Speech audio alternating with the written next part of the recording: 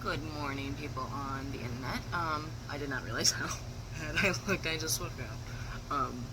But I want to talk about dreams. So, personally, for me, I have always had really vivid dreams with like a huge, like, built-in inner world structure. I'm just like a creative person, I guess, and so when my brain has free reign, it makes up like everything, and it's very like detailed, so it feels very like real, I guess. Um, but when I was probably about 7 or 8, I this is when I also repressed a lot of my memories of being sexually abused, and I started to have these really terrifying nightmares about this like huge tiger that lived underwater in like a pool or something like that usually, and it would always be like asleep, and then someone would get too close and it would start chasing people trying to like eat them, and I would get out of the water just in time. um, and so I really like these dreams were terrifying to me as a little kid, and so i I think personally, I think my consciousness decided like I didn't want to remember my dreams anymore, and so after struggling with like nightmares for a while as a kid, I really stopped remembering dreams. And so the I can really count maybe on like 3 hands the amount of dreams I remember in my entire 32 years of life. Like, that's crazy, right? That's not a lot of dreams. It's like less than one a year. But and the childhood nightmare dreams are part of that that I remember. But I really want to talk about. I've had two different dreams that were almost like sets of dreams. Different like subjects in the dream, one intentional, one not, but the same setup. So in these two dreams, these are my dreams of continually waking up. So if you've ever had a dream and you wake up and you're still in the dream, this is what I'm talking about. But in each of these two sets of dreams, I would wake up like many times. So the first time I had this kind of dream was in probably like 2016 or 2017, and so it was like a Friday night. I had spent the night at a friend's house because I was too drunk to drive home, and so I slept on his couch, and I'm laying on my side, and in the morning, the sunlight's starting to come in, I open my eyes, and I'm looking at my reflection in his TV screen that's off, and I watch myself sit up, and I can feel like my mouth is just like dry, like you woke up from a night of drinking, right? And so I'm like, oh my god, I gotta get water. And I go to grab my water, which I had remembered setting down by me when I went to sleep, and it wasn't there. And I looked around, I was like, oh, where'd my water bottle go? It was just a disposable water bottle, but, so I was like, okay, well, I'll just go get a cup from his pantry and fill it up with some tap water or whatever, because I was deathly thirsty. And so I get up, and I go, and I fill up the water, and I drink it, and I turn, and so like how his house was set up, the couch and TV were here. On this side was his kitchen with his pantry, and then across the living room there were sliding glass doors where you could see out into the parking lot, and I had parked where I could see my car. And I am standing behind like the countertop in the kitchen looking through the sliding glass windows or doors, and I see my car, and I look and I think, is that a bullet hole in my car? And so I start to walk closer, and I'm right by the glass door now, like walking up to the glass door, and I'm like, I think that's a bullet hole in my car. And then I see, like, basically that a bullet is coming through the glass windows at me, and then I wake up, and I'm on that same couch again, looking at my reflection. And I thought, whoa, that was a weird fucking dream. And I woke up, and it was the same feeling. I was still very thirsty. I thought, well, maybe I was just so thirsty, it like played out in my dreams. So this time I did have my water bottle next to me, and I was like, okay, this makes sense. I'm awake now. And I go to reach for my water bottle, and I wake up again. And it's the same place, same, like, I'm staring at my reflection laying on my side, and I'm like, what is happening? I sit up, and I wake back up again. And this happened like multiple times in a row, probably like 4 more times, where like I'd sit up, and I'd be like, oh my god, what is going on? And I'd wake up again. And it got to the point, the last one was literally just like a blip where I was like, I'm awake, and like it was so scary that by the time I was actually awake, I like ran into my friend's bedroom. I was like, slap me and let me know I'm awake. Like, it was really, really scary. But then probably last year, I was skeptically reading about quantum jumping, right? And this is the theory that like it's like a new age kind of thing where if you listen to these certain isochronic tones or binaural beats or whatever, you can like pick a desired reality to like think about, and you can travel there with your consciousness, yada yada. And so I was half intrigued and mostly skeptical, but I was like, all right, I'll try it. I'll listen to these things. I'm gonna take a little nap anyways because son was at school and I didn't have anything to do that day and I was tired, and so I was like, yeah, I'm just gonna take a little nap, put these little tones on or whatever. I half believed it, I guess, because I was like, okay, I'll just imagine like this big field of flowers where like I am nearly weightless like the moon and can run and jump around and you know all this stuff, because I was dealing with a lot of physical issues that made it really hard to walk and stuff, and so that was my desired reality, was just one where I don't have anything to fucking worry about, right? But so in this set of continually waking up dreams, I was laying on the couch where I'd fallen asleep in real life, and I hear my alarm go off, and so I go to wake up. Like, oh my god, it must be time to pick the kid up. Like, I feel like I just went to sleep. Must have been a deep nap. But so I go and try. I can still hear the tones going right on my phone. I grab my phone to turn the alarm off, and I can't work the screen. I don't remember how my phone works, and I'm just generally like confused, and I'm like trying to touch it, trying to move things around, and I'm like, what is happening? And then I notice, I'm like, where's my arm? Like my hand and my arms, they're like gone. I can't see them, but I can feel them, right? And I drop the phone and I reach down to pick it up, and the light is coming through the window, and that's when I see like a vague like outline of my arm, almost like when you see heat in the air, where it just kind of makes things kind of like move and wiggle like that. And I saw the outline of my arm like that, and I was like, am I invisible? And instantly I had this like gnosis or download in my head of like, in the dream, this was the dream science, was that my molecules could move away enough for light to come through, and they had little like portals in between, like quantum portals in between, to where like my body like didn't feel like, it didn't in physical whatever seem like it was spread apart, because the like quantum portals allowed for things to just move instantly from there to there instead of having to go through the space in between, if that makes any sense, which it probably doesn't because it's dream science, right?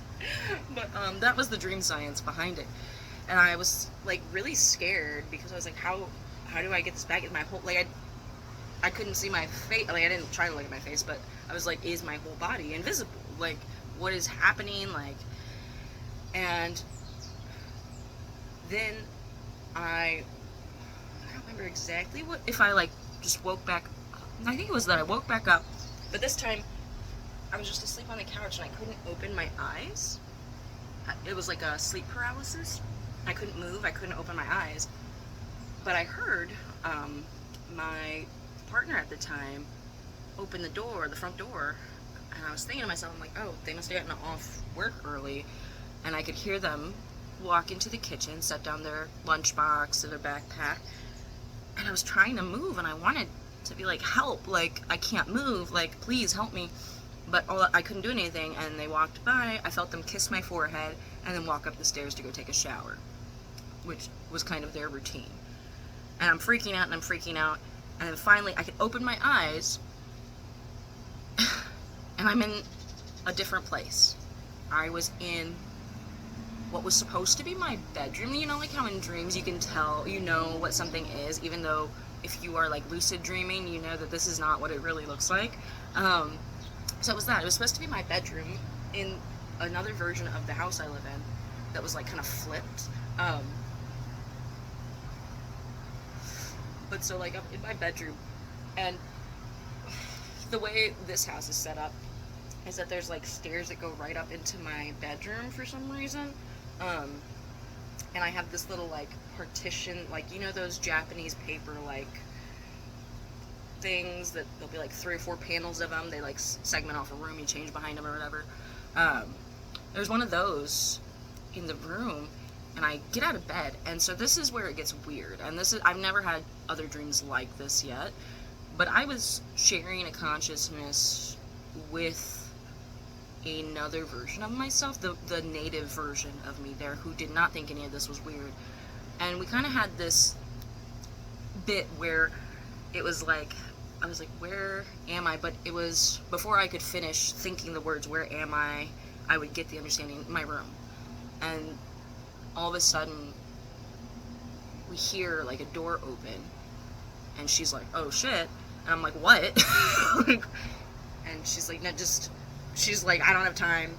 She didn't have time to explain shit to me, but she like runs like over behind the partition, and I'm like, what is happening? Because I feel like I'm not in control of the body at this point. I feel like I'm just observing. And so we see these like heads starting to come up the stairs, and she unzips this bag behind the partition and opens it up, and it's a bunch of like machine guns. And I, in my real life, I'm not a gun person. I don't own a gun. I don't like guns. I think they're not something that should have relevance in humanity. But so I'm like chastising her. I'm like, what the fuck? Like, why do you have all these? And she's like, just shut up, just shut up, just like, and she pulls one out. And as soon as we can see like the head of one guy who's like this thick Asian guy, she starts fucking like shooting. And I'm like, I'm in the body, I'm the one shooting, but I'm not like controlling my body. And I'm like, holy fuck, holy fuck. And she's like, just shut up. And she's like shooting these people down, and she grabs like the rest of the bag and like puts it on her back, and she sees, like, we can hear there's more people coming. Like, we both hear a bunch of footsteps, but she's the one that's like, there's too many. But I'm like, well, what? And she's like, just hold on. And so we fucking jump out the window, like crash through the glass, and do this like tumble and land somehow on the feet, which it felt like it was like an automatic response, like a learned, like involuntary muscle memory kind of thing. But clearly that is never something I've done in real life. But I guess this version of me had in my dream. And so we're running, and I'm just thinking, what the fuck? And she's like, oh my god, we gotta go. And all of a sudden, it's like I'm on a dark night street, and then all of a sudden I'm in this like club venue kind of thing. And so there's like the seating, the like floor seating, the stage, and then I'm in like the first layer of like stadium kind of seating. And again, I'm sharing a mind and body with another version of myself, like an observer. And this one, she's staring at the people on stage. It's like she has like a mental dossier of like some kind of mission that's happening, and she's looking over at this like African-American man. And for some reason I know that that's like my brother, not like a biological brother, but like a brother of sorts, maybe like a step brother or a very close friend or something. And I see him walk into the bathroom, and someone on stage is watching him as well.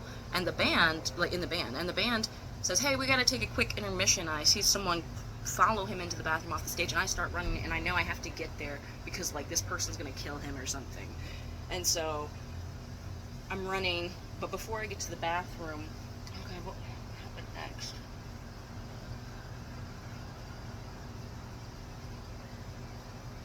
Okay, the next reality, I think, I may be skipping a reality, but in my dream, but then the next one, like I'm running, and I end up again somewhere else while I'm running, And I can tell in each version of me that I'm visiting that these are not connected versions. These are separate versions in separate, like, worlds. And so I get to this other one. And this is probably the scariest version of myself in these dreams. And she's, like, running. She's got control of the body. In all of them, they really, like, had control of the body. Like, I could feel what my body was doing, but it was like someone else was controlling it, right? It was the other me in my head. But so, she's running, and I'm like, what is happening? Like, I don't know what's going on. And she kind of, like, auto-downloads, like, information for me. Like, if you've ever had a spiritual gnosis, like an epiphany, a realization, but in, like, a story form, kind of, but like this, in time-wise, that's kind of what it was. I'm not exactly sure how to explain it, but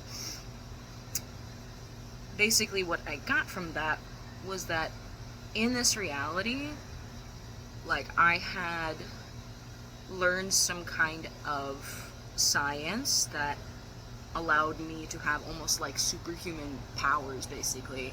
And because of that, there were different groups after me. So there was like a religious radical group that thought I was like the Antichrist. And then there was another group that like wanted to basically use me for evil. And then I believe that I had like lost my family or something. I didn't really get into all of that, but it was like this understanding that like I didn't have anyone. It was just me in the world. And so I'm running, and she's like people are chasing us, like they want to kill us. And I was like, okay, this is life or death right now. So we go into this, like,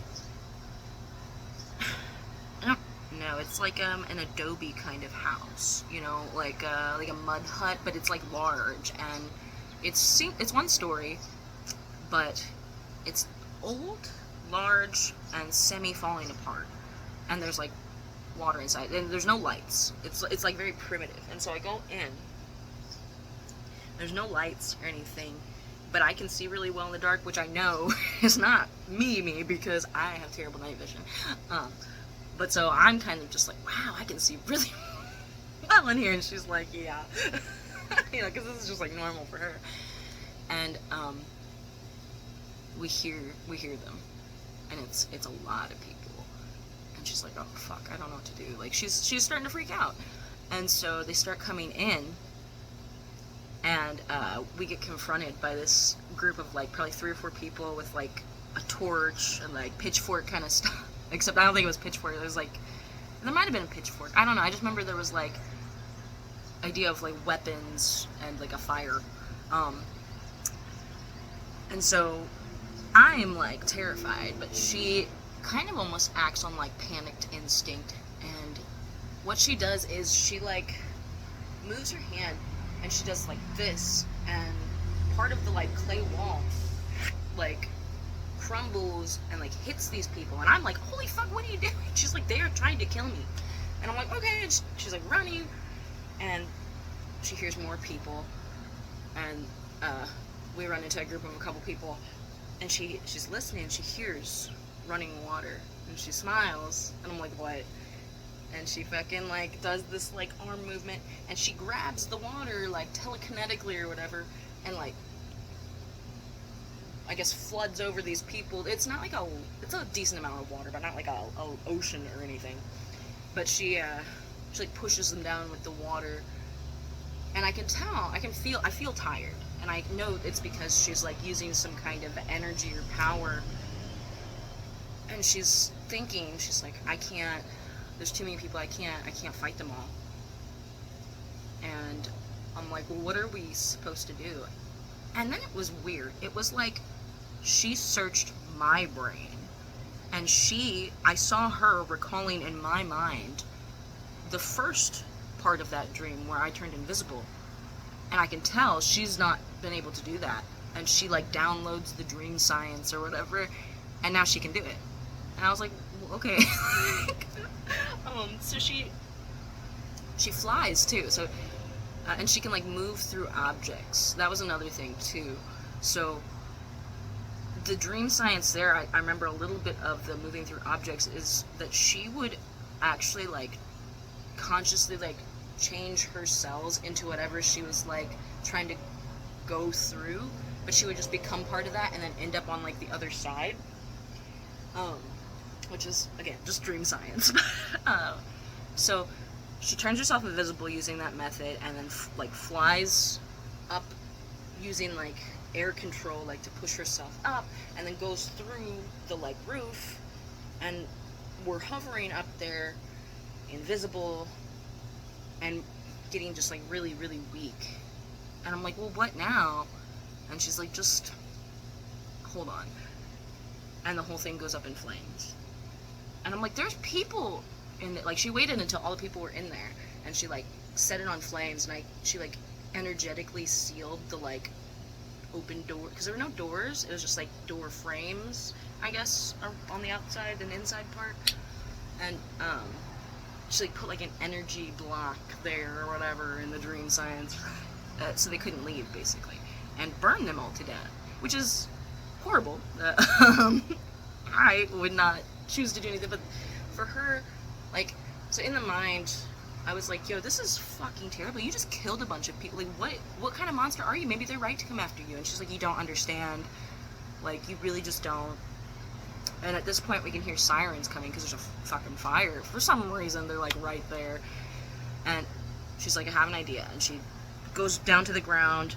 She's really tired. She covers herself in, like, dirt, messes up our hair. I have long hair in this reality. The other ones, I have short hair, like my normal... Well, I had a shaved head back then. And, but so, she's got long hair. And, she, like, messes it up. And... like an ambulance comes, and we like pretend to be one of the survivors from the fire, and so they don't even ask my name or anything, but they're like, alright, let's get you to the hospital. And so the ambulance ride is short, and we get to the hospital, and they, instead of taking me into the ER or in a room, they lead me on foot to this office. And that's when I realized, like, oh, someone who is one of these groups is part of this hospital as well. The jig is up. They know that it's me. And so they've left me in this office to wait for like some kind of person. And I run to the bathroom instead. Like, I run out of the office and past like someone who was guarding the door, and I run into the bathroom, go into a stall, and I turn invisible, and I go out the stall, and I just start running out the hospital. But like, alarms start going off. I'm trying to get out, and then what was it? Then it was like I woke up again, but this time I was in my bedroom, the not real bedroom from the other part of the dream. And again, I was like paralyzed. I couldn't open my eyes, I couldn't move, but I knew I was in this bedroom. And it was not, there was no like bad guys trying to find me there, but it was like my dad and my partner at the time were home, and I felt my body starting to float, and it floated down the stairs. And I just remember like my dad and my partner being like, oh, like not surprised, like this happens all the time, no big deal. And they gently like pushed my levitating body over to the couch in the living room, which did look like my real living room, and they put me back onto the couch. And then I wake up for the last time in this reality. The binaural beats or whatever, isochronic tones are going off, and I'd only been asleep for I think like 30 or 40 minutes, like an hour tops. And I just like, I turned off the things, and I was like looking at myself like there was no one else in my head though, so I was like, okay, I think I'm back to me. But yeah, it was scary, and I know that technically it's just a dream, but it felt so very real, And I've never really heard anyone else talk about dreams where you're sharing a consciousness with another version of yourself. Like you're sharing a mind with another conscious version of yourself. So it was very odd for me. But, yeah. I just kind of wanted to share these dreams. It's a really long video, my bad, guys. But, yeah, if anyone's had any similar dreams, I would love to hear about it. Down in the comments. So, yeah, let's talk about dreams, guys. And thanks for everyone who got this far listening to mine. They're weird, I know. And I promise I don't want to, like, murder people. Or have guns or anything like that. But yeah. I hope everyone has a good day, night, and whenever you go to sleep next, I hope you have good dreams.